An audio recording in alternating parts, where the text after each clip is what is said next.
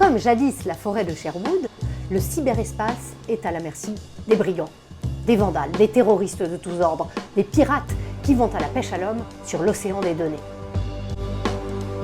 On appelle ça d'ailleurs le phishing, avec un PH de phone, qui rappelle que les premières arnaques se faisaient au téléphone avant qu'on se mette à hameçonner les vieilles dames et les naïfs sur Internet. Oh! Et si je cliquais sur ce joli lien et remplissais toutes mes coordonnées bancaires? Car, sous le ciel blême des données, l'humain est le maillon faible, la faille, empathique d'abord. Comment résister à cet appel troublant de ton meilleur ami perdu au fin fond de l'Afrique, sans argent ni secours? Sans parler de la folie des grandeurs, que j'appellerais aussi syndrome d'Aladin. Clique sur ce lien pourri et tu vas gagner des millions. Une étude récente a d'ailleurs révélé que les hackers artificiels avaient plus de succès que les pirates humains. Ce qui n'est guère étonnant, vu le niveau littéraire des malfaiteurs en question, comme ceux qui ont paralysé la ville de Baltimore pendant 6 semaines. Nous vous observons depuis longtemps. Nous ne parlerons pas plus.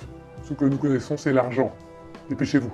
Nous tenons là un bel exemple de rançongiciel, qui combine rançon et logiciel, tout en rappelant le côté rampant du chat rançon, arrangé naturellement du côté des bugs. Mais quand la cyberarnaque tourne à la cyberguerre, alors la DGSE voit rouge et sort son bégon vert. Et la Chine montre patte blanche en créant des centres de cybersécurité à Bruxelles. Mais avant de devenir cyberespion, je vous propose de cultiver votre cyberconscience en devenant hacker éthique.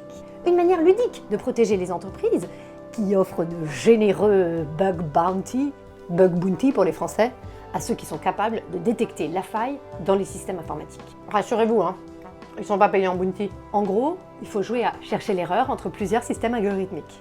Un bel avenir pour nos enfants, à mettre au code dès le plus jeune âge. Non seulement ils auront du travail, mais en plus, ils seront capables de détecter les signaux faibles. Un vrai atout dans la loi de la jungle. Écoute bien. Ça va venir, Simba. Prends tout ton temps.